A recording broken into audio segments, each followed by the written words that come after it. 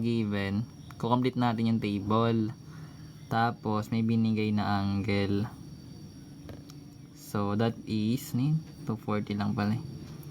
So meron siyang number 1. Yung given na angle is 240 degrees. Tapos pinapahanap yung reference angle. So kung reference angle yung pinapahanap guys, so basically yung 240 kasi pwede kang gumawa ng ng ganito. Hindi ka maguluhan. So ito yung 180, ito yung 90, 270, 0 or 360. So ibig sabihin kung yung 240 mo is nasa between ng 180 tsaka 270, kitang kita naman yan. Ibig sabihin ito guys sa quadrant 3 yung 240. So basically yung 240 natin nasa quadrant 3. Gets na natin yan. Then dahil nasa quadrant 3 siya, magkakaroon ka ng reference angle which is yung angle minus yung 180 natin. Kasi dito mo yung kukunin guys. Parang masyadong malayo. Yan. So ganyan yung kakalabasan. So ngayon from here meron tayong 240 minus 180. So ano bang sagot sa 240 minus 180? That is, yung reference angle is 60. So ito yung magiging sagot natin dyan. Then next naman yung coordinates o yung ordered pair. So yung ordered pair naman neto guys, so yung coordinates o yung ordered pair, bali x and y siya, alam naman natin yan. So yung 240, kung hindi mo kabisado kasi yung unit circle is mahirapan ka dito pero kung meron ka neto na unit circle, so bali yung 240 guys, di ba sabi reference angle may 60, so bali nandito yung parte yung 240 kasi nga 270 to, edi minus 30 dito yung parte. Ala, sinorkat ko na, pero meron akong discussion na ito guys sa nakapost na rin to actually. Then yun, so big sabihin meron tayong value ng x and y. Yung ordered pair nila is negative 1/2 tsaka negative square root of 3 over 2. Bakit negative? Kasi nasa quadrant 3 nga sila. So yung ordered pair pag nasa quadrant 3, both yung negatives. So ayan na siya guys. So ngayon pinapahanap din yung 6 trigonometric ratio.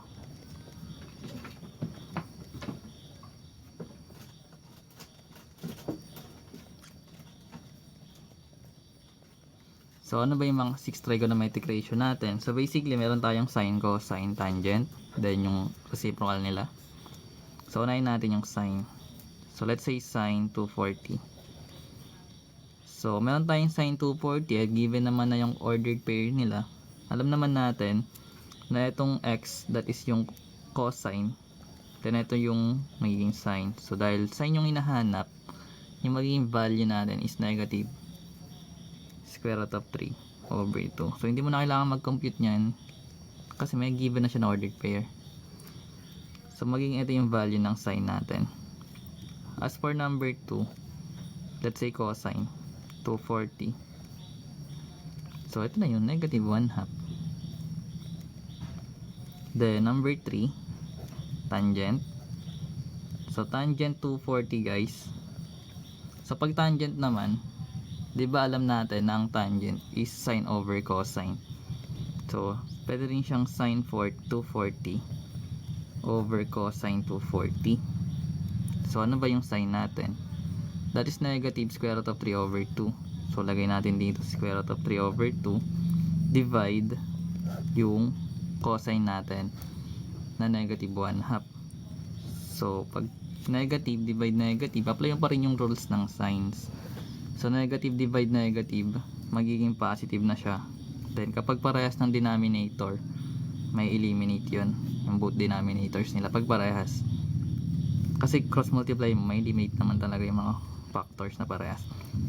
So magkakaroon na lang tayo ng square root of 3 over yung denominator na 1. So basically, square root of 3 magiging tan 240 natin. Ito yung magiging sagot para dyan.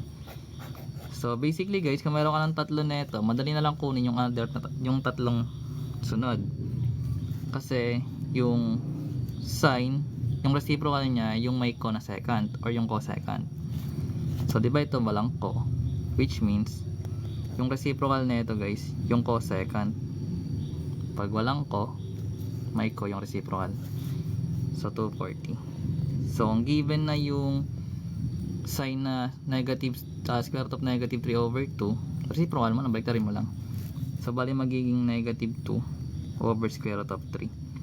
So, basically guys, hindi naman tinatanggap na mayroon radical sa denominator. So, kailangan pa tong i-rationalize. So, basically, i-multiply mo lang both numerator and denominator by that radicand tsaka radical sign. Then, simplify mo na. So, magkakaroon tayo ng negative. Then, direct multiplication na lang. So, negative 2 times square root of 3. Magiging negative 2 square root of 3.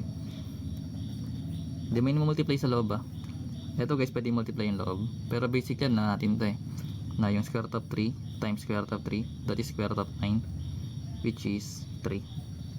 So, ito yung magiging final answer natin para sa cosecant, 240. So, yung number 5, basically, kung meron tong ko, yung isang identity and isang ratio is yung walang ko na second, that is second, 240. So, basically, kung meron tayong given na cosine, kasi reciprocal lang naman to, so negative pa rin, so magiging 2 over 1, which is magiging negative 2.